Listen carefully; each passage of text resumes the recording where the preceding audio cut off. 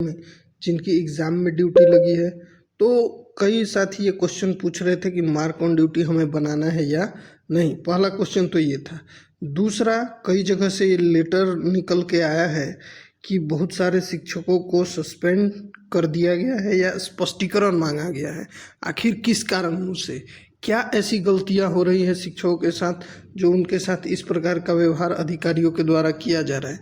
और ये आप जानते हैं ये शिक्षा विभाग है, इसमें जितने भी स्थापना डीपीओ या फिर डीईओ होते हैं या फिर उच्च स्तर के अधिकारी होते हैं, हर एक विभाग में कुछ जगह ये देखने को मिलता है कि पैसे पर सारी चीज़ें बात की जाती हैं। तो कहीं ना कहीं यदि आप अपने कार्य में थोड़ी सी गलती करेंगे तो कुछ ऐसे अधिकारी हैं जिनकी पैनी नज़र आप पे ऊपर रहती है और समय समय पर इस चीज़ के लिए सख्ती बरती जाती है।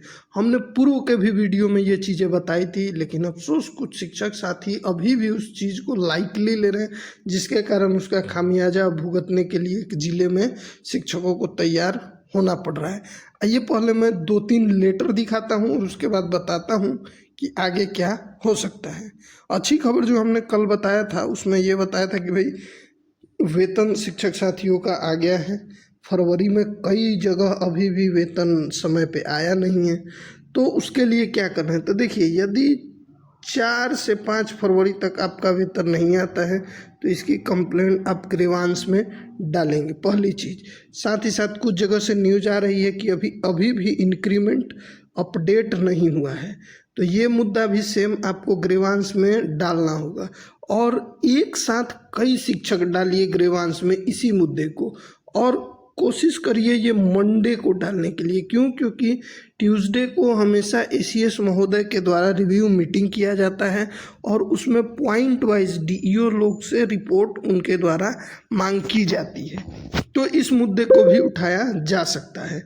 हो सकता है जैसे उस जिलों में 31 जनवरी को वेतन आ गया, लेकिन बहुत सारे जिलों में अभी भी वेतन पेंडिंग है, तो आप 2-3 दिन का वेट कर सकते हैं। इस बीच में भी अगर वेतन नहीं आता है तब आप ग्रीवांस में अपने मुद्दे को ज़रूर डालें। उसके बाद जैसे ये देखिए, एक लेटर ये था स्पष्टीकरण के संबंध में, कोई प्रधान शिक्षिका विशेष शिक्षिका है, ये पटना का लेटर है जिसमें डीपीओ के द्वारा, इसमें इन्होंने क्या किया है, इन्होंने क्या किया है कि इन्होंने अपनी जो अटेंडेंस थी वो फोटो के द्वारा बनाया है, जिसके कारण इनके ऊपर कार्रवाई की तलवार लटक रही है। दूसरा लेटर है डीईओ सारण का, जिसमें इतने सारे शिक्षकों के ऊपर स्पष्टीकरण निकाला गया है। और यही नहीं, और देखिए यहीं पे सारण कहीं है। तो ये इस प्रकार के जो लेटर निकल रहे हैं, आखिर क्यों निकल रहे हैं।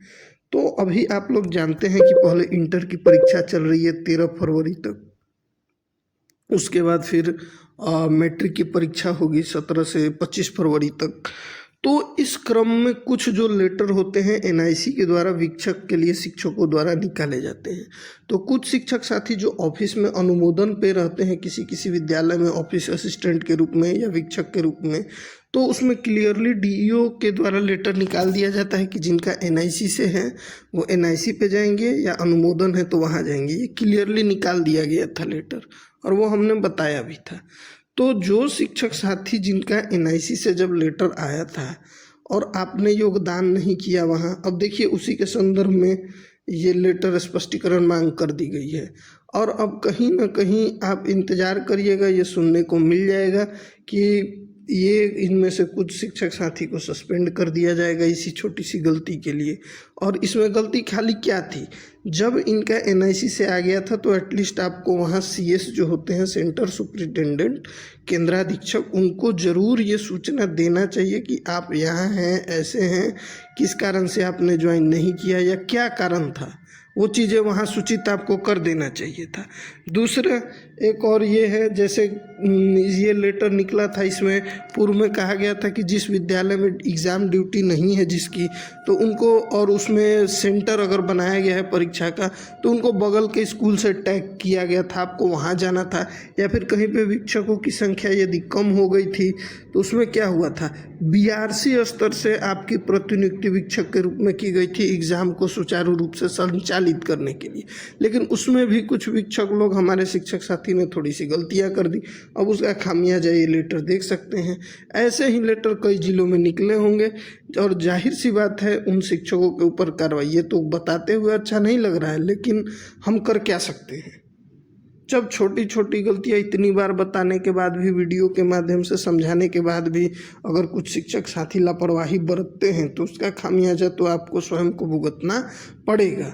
अब इसका स्पष्टीकरण ये सही तरीके से नहीं देते हैं तो या तो इससे ये मामला सुलझेगा किसी के माध्यम से, और नहीं तो फिर ये अपना इसकी तैयारी करें, क्योंकि अब पहले वाली चीज़ें नहीं हैं और पहले से चीज़ें जो आप करते आए हैं ना, कुछ सभी शिक्षक नहीं, तो वो चीज़ें अब भूलना पड़ेगा। इस चीज़ को स्ट्रिक्टली फॉलो करना पड़ेगा। नियम कानून सभी के लिए समान है।